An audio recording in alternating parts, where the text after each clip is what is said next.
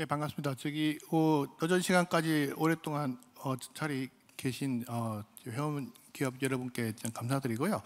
일단 일부 시간에 워낙 이제 기본적인 이론이나 이제 트렌드를 많이 이제 들으셨기 때문에 이번 시간에는 그냥 지금 현재 돌아가고 있는 어떤 사례 위주하고 저희 공공망 ESG 지원 센터의 주요 사업 서비스죠. 예, 그에 대해서 이제 간단하게 짚어서 말씀드리니까 좀 가볍게 들어주시고 저희 서비스 많이 이용해 주시면 감사하겠습니다. 일단 먼저 ESG를 말할 때 제가 흔히 쓰는 표현이 이제 좋아하는 표현이 있는데 2000년도 영국 텔레그래프라는 잡지사랑 이제 인터뷰를 한 사우디 석유 장관이 한 얘기가 있습니다. 석기 시대는 돌이 부족해서 끝난 게 아니다.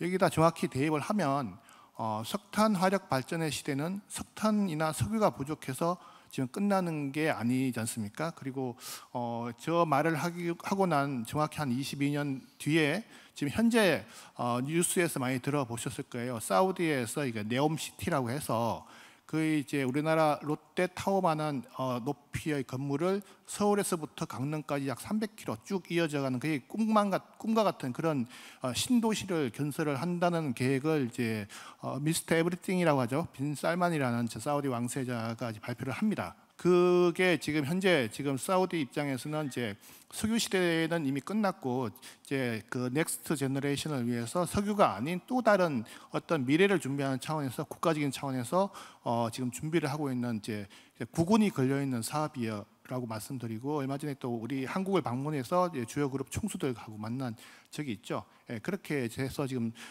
ESG 시대가 이제 시작이 됐는데 가장 큰 계기가 2019년하고 2020년 두 군데가 있습니다. 먼저 보시면 이제 BRT 선언이라고 해서 이게 첫 번째 시간에 말씀하신 그 주주 자본주의에서 이해관계자 자본주의로 넘어가는 그 BRT 선언을 이제 미국의 BRT에서 진행을 합니다. 그래서 기존까지는 사실 뭐 경영학 원론에 보면은 기업의 가장 큰 존재하는 목적은 이윤 추구인데 그 이윤 추구가 어느 순간 이제 이해관계자라고 하는 이제 이해관계자라는 게 결국 이제 지역 사회라든지 소비자라든지 같은 뭐 내부 이제 임직원이라든지 아니면 언론 같은 이제 기업을 둘러싼 모든 이제 당사자들을 이해관계자라고 하는데 이제 모든 포커스가 이제 주주한테만 잘해서 되는 게 아니라 소비자나 여러 가지 이제 기업을 둘러싼 이제 지역 사회나 소통을 하고 이제 여러 가지를 좀 같이 고려를 해야 된다는 새로운 개념이 이해관계자 자본주의로 나왔고요. 1년 뒤에는 2020년대에 레리 핑크라고 해서 전 세계적으로 이제 한국 돈으로 일경의 큰 이제 자금을 운영하고 있는 운영사예요. 우리나라 치면 국민연금이나 또 네덜란드 연기금 같은 큰 펀드인데 그쪽에서 레리 핑크 회장이 이제 신년사에서 ESG 투자하지 않는 기업에 대해서는 모두 투자를 회수하겠다라고 하면서 이제 ESG가 시작이 됐고 ESG가 시작된 한 3년 동안에 이제 보시면 이제 가장 큰 이제 탄소라는 이슈에 대해서 이제 에어프랑스 같은 경우에는 이제 원래 그러니까 항공기가 가장 큰 이제 탄소를 배출하는 이제 교통 수단이라고 합니다. 해서 지금 우리나라도 이제 항공사가 바이오 항공유 개발에 지금 좀 많은 공을 들이고 있고 지금 ESG도 많이 지금 발전을 해서 지금 보시다시피 이제 페트병에서 레고 브릭을 만드는 게 있는데 이게 이제 순환 경제라고 하거든요. 순환 경제라는 게 단순히 생산해서 제품을 폐기할 때까지가 아니라 그 폐기되는 제품을 가지고 다시 한번 또 생명을 불어넣어서 업사이클링이라고 하죠. 한 단계 높아진 어떤 새로운 제품을 만드는 단계로까지 ESG가 지금 진화를 하고 있다 이렇게 인식을 하시면 되고 최근에 약간 복병을 만났는데 아시다시피 러시아 우크라이나 전쟁이 1년 가까이 이어지면서 지금 유럽의 경우도 원래 석탄을 외치던 독일, 프랑스도 안 떼던 화력 발전을 다시 떼기 시작합니다. 왜냐하면 이제 러시아가 이제 유럽으로 가는 가스가 잠갔기 때문에 추운 유럽을 겨울을 지내기 위해서는 어쩔 수 없는 선택으로 다시 석탄 화력 발전을 뗄 수밖에 없는 구조인데 그런 부분도 있고 지금 이제 그린 와싱이라고 해서 친환경인데 친환경이지 않는 그러니까 예를 들면서 예전에 이제 폭스바겐의 어떤 디젤 게이트 같은 게 대표적인 그린 와싱 사례가 될 수 있는데 이런 이유 때문에 좀 ESG가 한 단계 좀 미국을 중심으로 좀 과연 필요한 건가 무용론이 한번 제기가 되기도 하고요. 최근에 가장 큰 이제 이슈는 이제 이게 하나의 통상 규제화 된다는 게 가장 큽니다. 첫 번째 시간에 말씀드렸다시피 지금 미국의 인플레이션 감축법 때문에 우리나라 완성차들이 전기차에 대한 이제 보조금을 못 받는 이제 상황이 됐고 이제 탄소 국경세도 이제 2026년부터 되면서 이게 하나의 어떻게 보면 이제 EU 입장에서는 자국 산업을 좀 보호한다는 그런 어떤 정치적인 측면도 있긴 한데, 어떻게 되면 지금 롤 세팅을 해둔 상태이기 때문에 미국이든 EU든 이제 그 탄소 배출에 대한 이슈가 워낙 크다 보니까 우리나라 기업으로서는 일단 그에 대해서 그냥 수용하고 따라갈 수밖에 없는 그런 구조다라고 보시면 됩니다. 근데 과연 뭐 이렇게 ESG가 뭐 후퇴가 됐을까요? 그렇지 않다는 이제 반론이 작년에 제기가 됐는데, 작년 4월달 이제 글로벌 마켓 리서치 업체가 조사를 해봤어요. 너네들 과연 우크라이나 러시아 전쟁으로 인해서 ESG는 더 중요도가 떨어질 거냐라고 질문을 했는데, 그 중에 보시다시피 거의 한 90% 가까이가 아니다, 오히려 종전과 같거나 예년에 비해서 오히려 ESG에 대한 투자를 더 늘어야 된다는 응답을 했습니다. 이게 대한 가장 큰 이유는 이렇게 보시다시피 그린 에너지 프로젝트, 그러니까 한번 이제 그 러시아가 갖고 있는 어떤 화석 연료에 대한 의존이 심하다 보니까 막상 그 화석 연료에 대한 공급망이 끊어지게 되면서 유럽 애들이 이제 확실하게 느낀 게 더 이상 석탄이나 석유 같은 어떤 천연가스나 그런 러시아의 어떤 자원에 의존해서는 안 되고 그린 에너지, 그러니까 신재생 에너지에 대한 더 투자를 많이 해서 이런 제2의 우크라이나 사태에 대해서 대비를 해야겠다라는 인식이 오히려 더 팽배해지게 됩니다. 그렇게 하면서 유럽들은 이제 신재생 에너지 아리백 쪽으로 더 많은 투자를 하게 된 계기가 됐고, 국내에도 비슷한 상황입니다. 저희가 2월달에 조사를 해봤습니다. 300개 기업 대상으로 조사를 해봤는데 빨간 표시로 봤는데, 뭐 경기가 워낙 좀 어렵고 미국도 빅스텝, 자이언트 스텝 밟으면서 한국은행도 금리 올리고 경기 침체가 된 상황임에도 불구하고 ESG는 작년에보다 더 어떻게 될까요? 라고 질문했는데, 중요하거나 더 중요해질 거라고 대답한 기업들이 거의 한 80%가 넘게 됐습니다. 이게 뭘 얘기하냐면, 결국 올해 시작된 EU 공급망 실사라든지 이제 ISSB로 시작된 의무 공시 같은 그런 이제 트렌드에 우리 기업들은 이제 어찌됐건 준비를 해야 된다. 그러니까 아무리 어려워도 우리가 뭐 자녀 교육비라든지 뭐 이제 식품에 대한 이제 엔겔 개수라고 하던데, 그 식료품비는 줄일 수 있는 한계가 있듯이 기업들도 사실은 이게 자기 투자를 결정하는 가장 큰 시그널이 ESG라는 걸 인식을 하기 시작했습니다. 왜냐하면 아무리 삼성, SK 대기업들도 돈을 쌓아놓고 경영을 하는 게 아니라 대부분 다 국민연금이라든지 해외 글로벌 투자사로부터 펀딩을 받아야 되기 때문에 지속 가능한 경영이 가능하기 때문에 이런 ESG 이슈는 사실은 이제 보여주기 위한 게 아니라 기업을 계속 발전시키고 유지시키는 하나의 어떤 시그널이다라고 이제 국내 기업들은 인식을 하고 있습니다. 그럼 과연 뭐 ESG, 특히 수출 기업 같은 경우는 납품을 중단하거나 거래 중단되는 사례가 실제로 좀 발생을 하고 있고, 제일 큰 게 방금 말씀드린 듯이 지속가능 보고서라는 ESG 보고서를 이제 2025년부터는 2조 원, 그리고 2030년부터는 코스피 전 상장사가 다 해야 되는데, 최근 저희가 한번 체크를 해봤더니 지금 자산 2조 원 이상 기업들은 한 200개 정도가 된다고 하는데, 실제로 작년 말 지속가능 보고서를 쓴 기업들은 한 400개가 넘는다고 합니다. 그러니까 이미 자기는 안 써도 된 200개의 기업들이 쓰고 있다는 얘기는 벌써 이미 자기네들은 시선을 2030년으로 돌리고 있으면서 미리 그에 대한 체질을 좀 개선시키고 있다라고 보시면 되고, 지속가능 경영 보고서라는 게 어떤 의미를 갖고 있냐면, 제가 뭐 고3 수능생을 예비를 들겠습니다. 기업을 대학으로 치면은 대학이 우수한 학생들을 선발하기 위해서 이제 생기부라고 하는 그런 자료를 보는 게 있어요. 생기부라는 게 그냥 자기 혼자 일기 쓰는 게 아니라 학교 선생님이나 여러 가지 객관적인 팩트 기반하에 자기가 어떤 환경에서 공부를 했고, 뭐 교내나 교회 경시대회에서 어떤 걸 탔고, 예를 들어 뭐 토플이나 토익이라든지 해외 뭐 영어 인증, 공인 인증 성적을 땄다라고 쓰는 게 중요한 게 아니라, 그게 되게 매칭해서 이제 토플 성적표라든지 객관적으로 공인받을 수 있는, 뭐 봉사활동 80시간 했어요. 그러니까 횟수가 끝나는 게 아니라 했다는 그 증빙을 봉사기관에서 인증을 받아서 첨부하게 됨으로써 대학 입장에서는 보다도 우수한 학생들을 선발할 수 있는 하나의 잣대가 되는 거거든요. 이게 마찬가지로 지속가능 보고서라는 게 투자자 입장에서는 기업들이 쓰는 생기부라고 보시면 됩니다. 그래서 이 기업들은 어느 정도 제가 투자해서 투자할 만한 가치가 있는 기업인지 아닌지를 그걸 판가름 짓는 게 지속가능 보고서기 때문에, 지금 대기업 같은 경우는 한 1억, 2억 이상 되는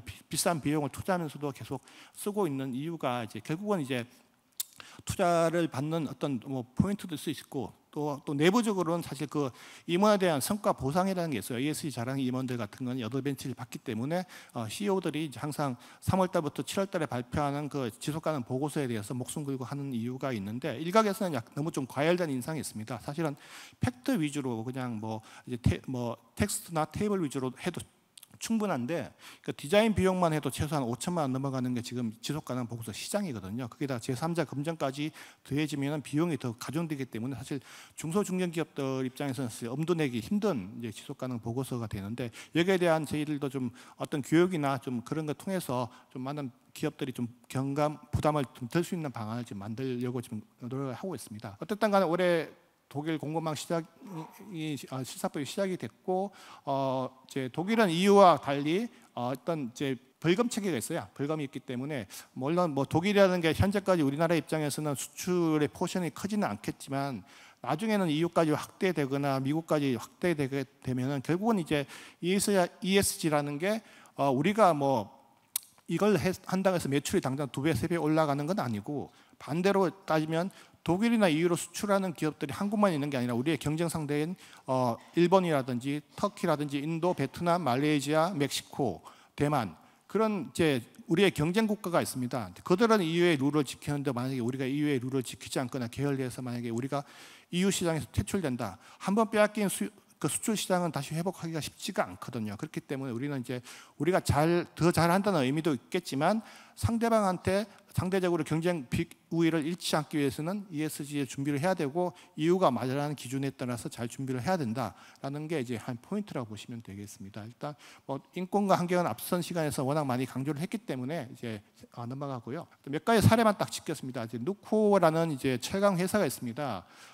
아마 뭐 철강 재련하는 과정에서 이제 목탄을 사용을 했나 봅니다. 근데 브라질 목탄 업체에 썼는데, 브라질 현지인의 로펌을 통해서 한번 조사를 해봤더니만 인권 이슈가 한번 적발이 돼서 이 회사는 브라질 목탄 회사를 공급망에서 이제 아예 그냥 퇴출시킵니다. 거래 관계가 끊어지는 사례가 됐고, 그리고 코스트코 사례는 이제 하나 재밌는 사례인데, 우리가 농담 삼아서 어디 섬에 끌려가서 새우잡이 어선에 팔려가겠지 그런 농담이 있었잖아요. 근데 이 농담이 거의 실사판처럼 된 케이스인데, 새우 만두를 이제 위탁 생산을 했던 업체에 대해서 조사를 해보니 강제 노동, 그리고 그 중에서 아동 노동 이슈가 발견이 된 모양이에요. 아마 새우잡이 어선에다가 좀 어린 친구들을 강제로 탑승시켜서 그걸 이제 부당한 그런 이득을 취한 걸로 알고 있는데, 거기에 대해서 코스트코는 그 업체마저도 이제 공급망에서 이제 퇴출을 시킨 사례가 됩니다. 그러니까 외국 기업들은 이미 오래전부터 이렇게 대해서 특히 인권하고 특히 아동 노동, 강제 노동에 대해서 좀 인권에 대한 이슈가 상당히 좀 세거든요. 해서 수출을 이쪽으로 수출하시는 기업들은 이 부분을 좀 많이 좀 염두를 해주시면 될 것 같고, 국내 기업들도 이제 많이 인식이 올라갔습니다. 아까 이영석 대표님 말씀하신 대로 과거에는 지방 쪽으로 강의를 가다 보면은 ESG가 그냥 CSR하고 같은 개념을 알아요. 그냥 빈병 많이 줬고 이제 가난한 학생들 장학금 많이 주면 자기들이 좋은 기업인 줄 하는데, 사실 ESG가 CSR의 가장 큰 차이는 투자자 관점이거든요. 어디까지나 투자자의 시각에서 투자를 받거나 안 받거나 그걸 이제 객관적인 잣대에 의해서 점수화된 게 ESG이기 때문에 그에 대한 이제 공부를 많이 좀 요즘 제 지방에 계신 CEO분들도 많이 하고 계시고, 그래서 아까 진천 상의 같은 경우에는 에코바디스에 대해서 어떻게 대응할 수 있느냐 그런 이제 고난이도 질문까지 좀 하시는 정도로 해서 했고, 제가 작년에 조사한 거는 한 300개 기업들 중에서 한 50% 넘는 기업들이 혹시 ESG를 잘 못하면 국내 대기업한테 이제 납품이나 계약 관계가 끊어지면 어떡할까 하고 처음으로 약간 불안감을 느끼는 그런 사례 조사 로 저희가 소개를 시켜드립니다. 그리고 이건 누구나 다 좀 알고 계시는 거라서 제 생각을 해드리고, 그렇게 해서 작년 11월달에 저희가 제한상의가 공급망 ESG 지원 센터를 만들었고, 그동안 저희가 국내 20대 그룹으로 된 이제 협의체가 있습니다.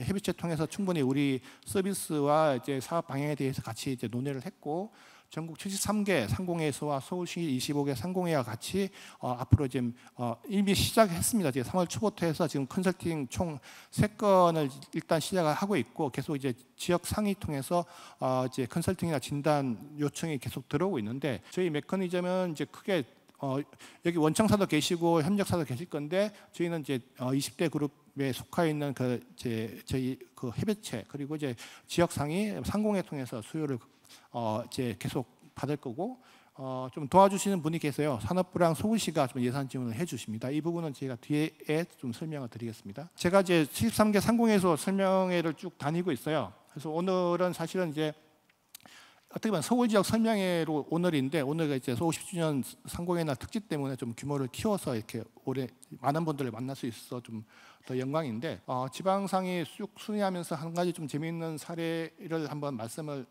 드리려고 합니다. 맨 왼쪽 위에 있는 데가 이제 제주상인데요. 사실 제주상에서 저희가 뭐 교육을 하겠다고 하면 이제 오케이 한 사례가 거의 없고 오히려 반대로 서울에서 제주도에 대해 뭐 우리가 뭐 좀 세미나나 교육하러 내려갈 테니까 도와달라는 게 있었는데 이번에 유독 처음으로 제주에서 좀 와서 강의를 해달라고 해서 과연 얼마나 올까? 제가 얼핏 생각나는 건 뭐 삼다수나 뭐 몇 개 뭐 기업 외에는 뭐 없을 거라 했는데 거기도 이제 팹리스라고 하죠. 이제 반도체 이제 공장 없이 기획하고 설계하는 팹리스 이제 전문 반도체 업체도 왔고 한 가지 재미있는 거는 이제 뭐 실명을 말씀드리면 좀 어떨까 모르겠는데 핑크스라는 골프장이 있습니다. 핑크스에서 골프장에서 그쪽 기획 담당하시는 분이 오셨어요. 어떻게 오셨냐? 저희 제주도는 아시다시피 다 관광하고 이제 서비스 업종이잖아요. 근데 최근에 이게 골프장하고 ESG랑 무슨 관계가 있느냐 여쭤봤더니 이제 거기서 가장 이제 뭐 여러분 골프 좋아하시는 분 많을 건데 일단 담당하시는 캐디 분이 있지 않습니까? 이제 뭐 운동 좋아하시는 분은 한번 가보셨지만 이제 카트 타기 전에 이제 무슨 보안 서약 같은 걸 하지 않습니까? 이제 캐디에 대한 인권에 존중하고 막말하지 않고 성희롱하지 않겠습니다라는 이제 그런 이제 좀 디지털 패널로 된 거에 서명을 하시더라고요. 해서 이제 그런 부분이 있고 캐디가 물론 특수 고용직이긴 하지만 그 골프장을 구성하는 구성원 중에 하나로서 그 캐디 인권 문제가 지금 상당히 좀 이제 중요하다 그렇게 됐고 뭐 그늘집이라든지 클럽하우스에 가시면 다 식사 주문하실 때 이제 위생적인 이제 요소도 있을 수 있고 서빙하시는 분들 뭐 이제에 대한 인권이나 막말 이슈도 있고 또 안전사고가 좀 심하지 않습니까? 뭐 뉴스에 보시면 해저드에 빠진 공 주우시다가 이제 뭐 물에 빠져서 좀 안타까운 죽음을 마련하신 분이 있고 이제 뭐 서로 치다가 공에 맞아서 뭐 실명한 위주 있고 여러 가지 좀 위험한 요소가 그렇게 그런 관점에서 쳐다보니까 좀 많더라고요. 많고 또 골프장 특성상 원래 좀 특히 이제 경기도권은 이제 난개발 이슈도 있고 그 농약을 많이 뿌리지 않습니까? 농약에 대해서 그 인근에 있는 논밭 환경 오염 이슈가 있고 그렇게 해서 예전까지는 사실은 이제 공장에서 굴뚝에서 연기를 내뿜는 탄소를 내뿜는 제조업 위주의 어떤 ESG였다면 사실 이제 그 탄소랑 별 관련이 없지만 이런 이제 골프장이라든지 그런 서비스 업종까지도 이런 ESG에 대한 평가 점수를 관리하고 그거에 대해서 자기네들도 이제 어떤 보고서라든지 평가에 대응한다는 게 하나의 저희도 바뀌는 이제 추세라고 이제 느꼈습니다. 이제 그게 좀 특이했던 장면이고 본격적인 말씀을 드립니다. 저희가 지금 제공해 드리는 게 딱 두 가지고 이제 첫 번째가 이제 ES 진단 코칭에 있는데 수능으로 예를 들면 이제 원청사가 실시하는 이제 공고망 실사를 수능이라 치면 이건 뭐 수능을 대체할 수 있는 그러니까 실사를 대체해도 되고 아니면 뭐 이제 큰 기업에서 이제 실사 대응에 대비해서 모의고사 6월 모의평가 보지 않습니까? 고3 수험생들 그런 식으로 볼 수 있도록 설계를 한 건데 제가 접수 이후 한 6주 7주 정도가 걸립니다. 그리고 일단 제일 중요한 게 비용일 건데 저희가 제공해 드리는 것은 이제 온라인 진단하고 3시간짜리 현장 이제 코칭이 있습니다. 현장 코칭에 있는데 이제 서면 진단은 이제 누구나 다 알아해 보신 분들도 많으실 거예요. 그러니까 이게 시장 가격으로는 이제 이 과정 전체가 200에서 300만 원 정도 드는 건데 저희가 한 개사당 이제 그 비용 지불하는 거 55만 원으로 맞췄습니다. 이게 55만 원 맞추는 이유가 원래는 저희가 무료로 하려고 했는데 지금 기재부에서 제시한 방침이 무조건 1대1로 50대 50으로 매칭을 하라는 거거든요. 근데 이 논리대로 따지면 저희가 지금 산업부랑 얘기하고 있는 금액의 기준이면 1개사당 한 100에서 150만 원 내야 되는데 사실 이제 그 협력사 입장에서 100에서 150만 원이라는 건 물론 뭐 투자에 관한 가치도 있겠지만 이제 1차 밴드 정도만 되면 사실 거래하는 거래처가 여러 개지 않습니까?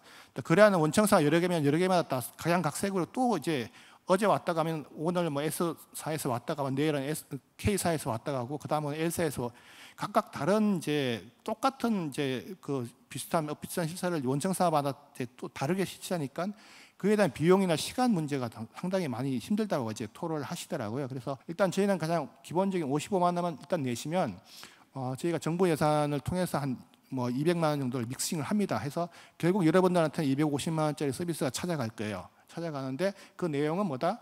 진단을 하고 현장 코칭을 저희들이 직접 이제 뭐 경기도에 계시든 어디 뭐 여수에 계시든 저희들이 직접 현장에 내려가서 한 3시간 정도 현장 코칭을 합니다. 하고 난 다음에 아까 이제 이영석 회계사 말씀대로 종합 리포트를 주는데 여기는 ESG 등급이 표시가 된 그런 종합 리포트를 드리는 겁니다. 그래서 이 일련의 과정을 55만 원 내시면은 받아보실 수 있다라고 보고 저희들이 서면 진단 같은 경우는 이제 국내에서 제일 최고로 잘 하는 이제 대기업에서 쓰는 이제 플랫폼이 있습니다. 그쪽하고 이제 좀 업무 협약이 돼 있어 가지고 지속 가능 보고서까지 대비해서 66개 아주 촘촘한 지표로 이제 저희들이 준비를 해 드리는데 샘플을 보시면 뭐 여러분들 한번 마음속으로 한번 생각을 해보십시오. 여러분들이 지금 진단을 받고 있다 생각하시면 맨 위에 게 E에 대한 부분, 그다음 가운데 파란 게 S, 맨 빨간 부분이 이제 그 지배구조 그 G에 대한 부분인데 일단 뭐 스코프 1, 2를 측정하고 있습니까라는 질문이 일단 있을 수 있고 그리고 한 네 번째 거 볼까요?